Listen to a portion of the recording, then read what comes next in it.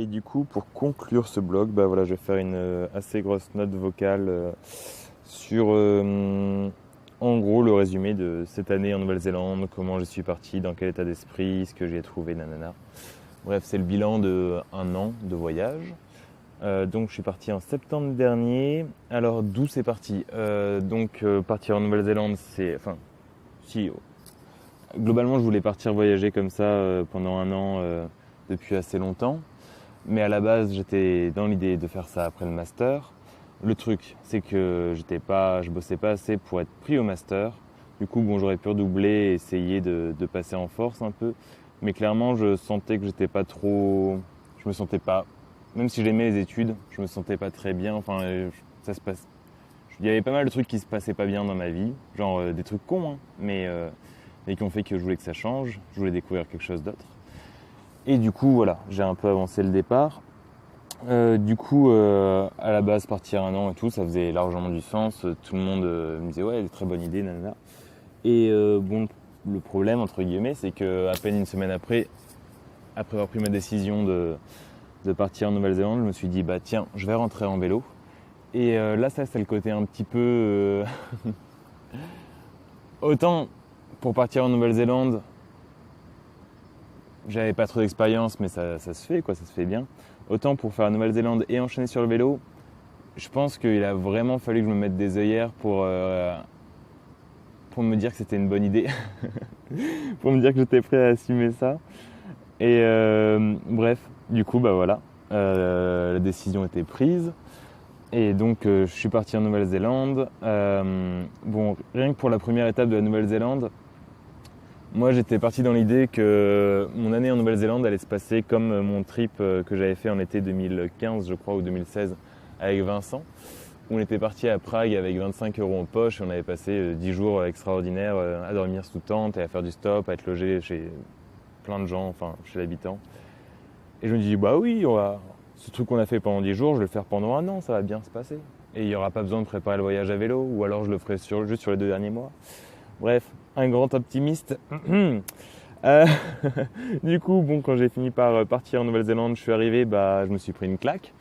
Est-ce que ça se passait pas comme fallait bosser, fallait des sous par exemple, un petit détail qui, bon, c'est vrai qu'à un moment, il faut admettre que ça peut aider d'avoir quelques sous. Et, euh, et bon, c'était pas l'été. Et puis bon, je partais pour un an, pas pour 10 jours. Il n'y avait pas de. À la fin de mon voyage, je rentrais à la maison, chez mes parents, le temps de retrouver une situation, des trucs comme ça. Donc voilà, les 2 premiers mois en Nouvelle-Zélande ont été très compliqués, j'en ai déjà parlé dans les blogs. Mais, euh, mais bon, doucement, ça a fini par prendre forme. On arrive en décembre. Là, je passe, c'est le mois de décembre où j'ai trouvé ce que j'étais venu chercher, donc revivre un peu la même chose que ce que j'avais vécu avec Vincent, mais en solo. Et ouais, et à l'autre bout du monde.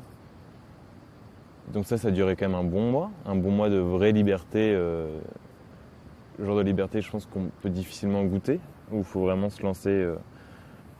Bref, j'ai eu ça, c'était cool. Et en fait, voilà, le voyage aurait pu se terminer là, selon ce que j'attendais depuis ma décision de partir en Nouvelle-Zélande plusieurs mois plus tôt. Mais bon, j'avais le retour vélo et bon, j'étais venu jusqu'en Nouvelle-Zélande, j'allais quand même en profiter jusqu'au bout, quoi. Donc on part pour un an, là ça fait seulement 3 mois. Donc je commence un nouveau boulot et je me dis bon allez je bosse un mois et je repars à l'aventure comme je l'ai fait en décembre. Ouais, on s'arrête pas là, on continue à être optimiste. Bon, vous connaissez un peu la suite. Dans les moutons, le taf est cool et tout, mais j'arrive pas à faire un rond. Du coup j'ai un peu la frustration de j'ai envie de repartir à l'aventure et je peux pas. Donc je change de boulot, ça marche pas mieux. Le premier 2 mois à Alexandra, donc dans la tonde, c'était génial, mais ça avance pas. Donc je passe à Akaroa en me disant bon allez là je vais faire des heures et je vais pouvoir. J'avais le projet de faire un voyage en bateau jusqu'à Vanuatu, dans des îles dans le Pacifique. Mais il me fallait pas beaucoup de sous, mais il m'en fallait un minimum pour payer la bouffe sur le bateau et éventuellement un billet d'avion retour.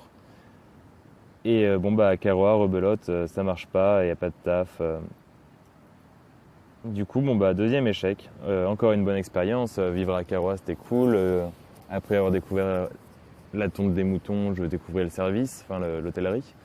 J'étais à nouveau avec Hugo, j'avais une super coloc, tout ça. Mais voilà, il y avait là pour le coup toujours pas de sous, donc l'aventure en bateau s'est annulée. Encore de la frustration. Mais bon, je finis par trouver un taf à Akaroa qui marche. Donc je suis content, je sauve enfin des sous. Même si c'est trop tard pour le bateau, je me dis que je pourrais encore partir en mai. Mais en avril déjà, il y a tout le monde qui part d'Akaroa. Tous les backpackers qui étaient à Akaroa en tout cas rentrent à la maison, rentrent en France, vont dans l'hémisphère nord pour faire une saison d'été. Et je me retrouve un peu seul. Et bon, déjà, je me demande un peu ce que je fous là. C'est un peu le début de mon errance. Ouais, je réalise qu'il y a un truc qui va pas trop, quoi. Mais bon, je me dis, c'est bon. J'arrive à mettre un peu de sous de côté. Je repars enfin à l'aventure. Ça faisait 4 mois que j'attendais ça, en fait. Donc, je pars pour mon aventure en forêt. Et bon, bah là, rebelote. Encore une petite claque dans la gueule. Ça marche pas trop comme prévu. En plus, le froid s'installe. En plus de la frustration de ne pas arriver à faire ce que je voulais faire, il faut en plus supporter le froid. Donc c'est encore un peu plus d'incommodation. Et bon, là je me dis, mon père arrive, c'est bon, j'arrête les conneries, on va se poser, ça va être bien. Là il y a quand même une chose, après l'échec de la forêt, c'est que du coup je prends un vol pour Auckland. Donc de l'île sud, je repasse à l'île nord. Donc l'île Nord, j'avais passé un petit peu moins d'un mois avec Hugo quand on était arrivé en Nouvelle-Zélande, mais après je suis parti dans l'île Sud et j'y suis resté. Et c'est vraiment dans l'île Sud où j'ai vécu mon aventure néo-zélandaise telle que je l'attendais. Et donc voilà, j'ai ce vol qui est parti de l'île Sud pour remonter à Auckland où mon père arrivait, donc au nord de l'île Nord.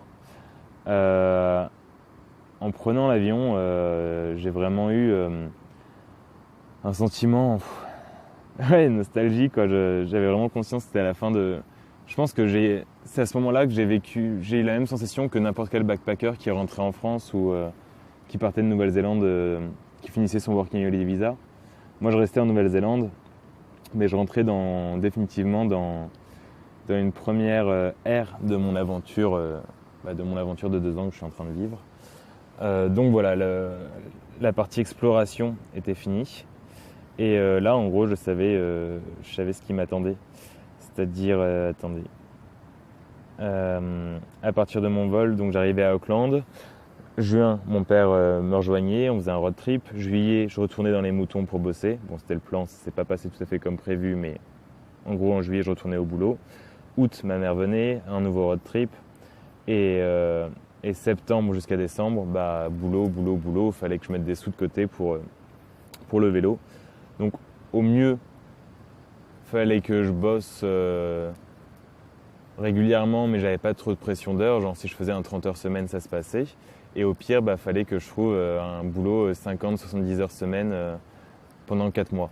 Donc pas mal de pression. Et enfin, donc ça c'était la deuxième partie du voyage, cette partie où je peux tout planifier entre le passage de mon père, ma mère et les boulots.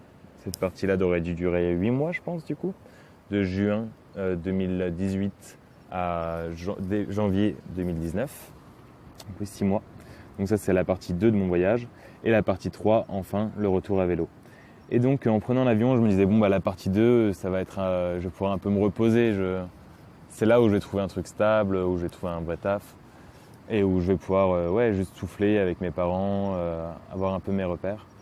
Mais bon, j'avais pas trop calculé que les voyages avec mes parents prendraient autant d'énergie, encore une fois, à vivre dans le van en hiver, à devoir leur faire visiter des choses. À côté de ça, la charge mentale de s'occuper du vélo, planifier le voyage retour vélo et principalement les sponsors. C'était une grosse charge mentale et j'avais vraiment pas les épaules pour, ça c'est clair. C'est le genre de choses, si j'avais su en partant de France que ce serait aussi dur, je l'aurais pas fait. Et si Jake faisait pas partie du voyage et lui tenait la baraque, parce que moi pendant que je galérais un peu dans tous ces voyages, lui faisait les démarches.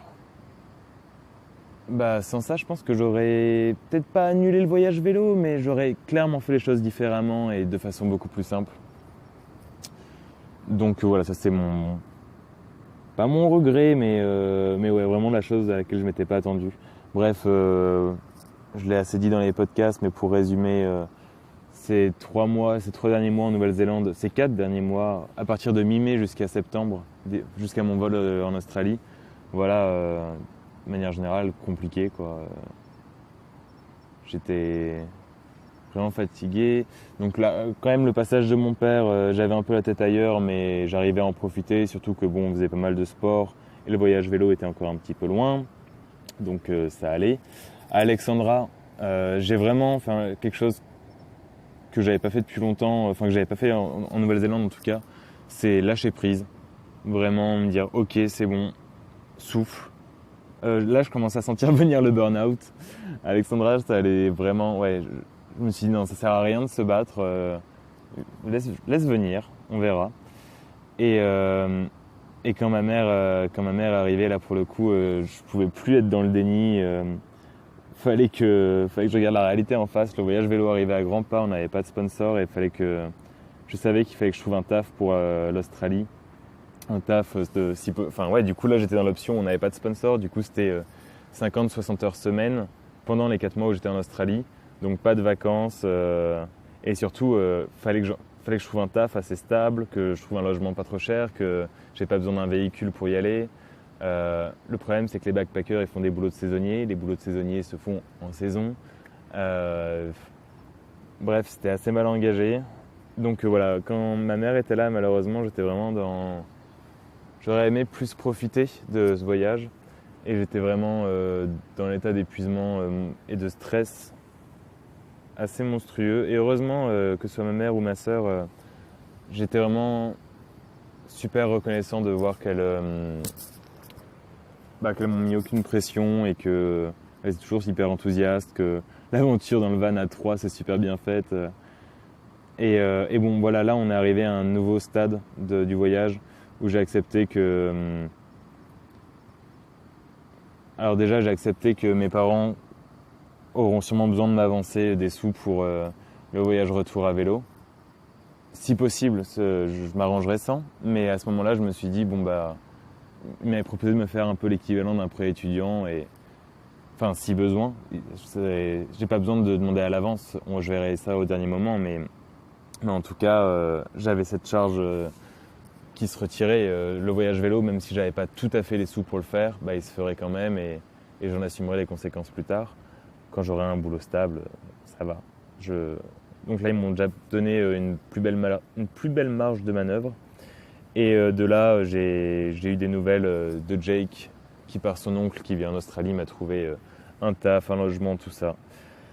Et du coup, voilà, ça c'était juste avant que ma mère parte et j'ai pu vivre ma dernière semaine en Nouvelle-Zélande vraiment tranquille dans le van, à revoir, passer avec des gens sympas, enfin, vraiment à souffler. Mais toujours avec le van et c'est vraiment quand j'ai déposé le van, que j'ai fermé la clé, que je l'ai déposé, j'ai mis mon sac sur le dos, je suis allé vers l'aéroport et là, sentir le poids du sac sur le dos, ça rend léger. euh, t'as toute ta vie est sur ton dos. T'as des nouilles, t'as une tente, enfin ou pas, mais enfin, en tout cas tu peux dormir dehors. T'as ton passeport, t'as ton portefeuille, tout est là. Voilà, what else. Et j'allais vers l'Australie où je savais que j'avais mon taf qui m'attendait et tout. Et donc bon voilà, très gros soulagement. Quand l'avion a décollé de Nouvelle-Zélande pour aller vers l'Australie, sans grande surprise, j'ai pas eu la même sensation. J'ai pas eu cette sensation de nostalgie, j'ai juste eu un ouf, c'est bon, c'est terminé. On arrive dans la deuxième phase du voyage, enfin la vraie deuxième phase où là on va préparer le voyage retour à vélo. Les choses s'annonçaient pas trop mal. Et j'ai dormi, j'ai beaucoup dormi. Voilà. Voilà, en gros. Pour résumer, ouais, je suis clairement parti en sous-estimant les difficultés du voyage, les choses qui m'attendraient. Mais, mais en même temps, j'ai toujours eu conscience Enfin, avant de partir en Nouvelle-Zélande, j'avais conscience que je voulais pas savoir ce qui m'attendait. parce que sinon je serais pas parti, clairement. Ou je serais... Non, ouais, je serais pas parti. Parce qu'il aurait fallu s'organiser, et que s'organiser, c'est un truc que j'ai jamais su faire. Maintenant, je commence à savoir faire, mais à l'époque, non. Clairement, c'était... Enfin, à l'époque, il y a un peu plus d'un an, il y a 14 mois. Non, c'était pas un truc que j'étais prêt à faire. Il aurait fallu que je recule le voyage de 2 ans, quoi. Et non, c'était pas possible, j'avais besoin de partir maintenant. Donc bon, pas de regret d'être parti aussi vite et pas de regret de... Là, maintenant, je peux le dire, pas de regret d'avoir enchaîné avec le voyage à vélo. Mais vraiment, j'ai eu des semaines et des mois où je me disais mais qu'est-ce que tu es en train de faire? Ça passera jamais. Mais bref, merci à mes parents déjà d'avoir été là pour me soutenir et Jake pour continuer à tenir la baraque pour le projet vélo. Et sinon, bah, tous mes potes qui ont été vachement plus là que ce à quoi vraiment, tout le monde parle de... Ouais, avec la distance, il y a des amitiés qui se défont et tout. Franchement, non. Il y a absolument personne. Il y a quelques personnes dont j'ai assez peu de nouvelles, mais je savais que ce serait comme ça et je sais que quand je rentrerai, bah, elles seront quand même là. Sinon, toutes les autres, bah, franchement, ouais, toutes les autres sont là, donc il n'y a pas de souci. Voilà, tout va bien. Je suis content d'avoir fait ce voyage et impatient de voir la suite. Allez, gros bisous tout le monde.